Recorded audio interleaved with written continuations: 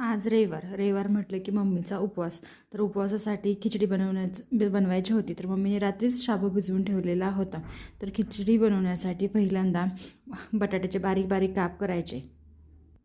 त्यानंतर कढई घ्यायची. कढईमध्ये थोडंसं तेल टाकायचं, त्याच्यामध्ये बटाटे टाकायचे, चिरलेले बटाटे टाकायचे. त्यानंतर थोडंसं मीठ टाकायचं.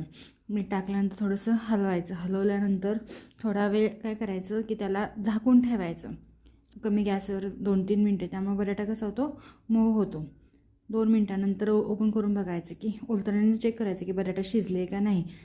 जर शिजला असेल तर ठीक आहे, नसेल तर थोडा वेळ परतायचा. त्यानंतर थोडंसं कढईत तेल टाकायचे, त्याच्यामध्ये बारीक चिरलेल्या मिरच्या टाकायच्या. मिरच्या टाकल्यानंतर मिरच्यामध्ये थोडंसं मीठ टाकायचं चवीनुसार. नंतर मिरची चांगली भाजून घ्यायची. मिरची भाजून झाली की बटाट्यामध्ये हलवत राहायचं. हलवले ना चांगलं, म्हणजे बटाट्याला पण तिखटपणा लागतो आणि बटाट्याची पण चव चांगली लागते. त्यानंतर जो भिजवलेला शाबू आहे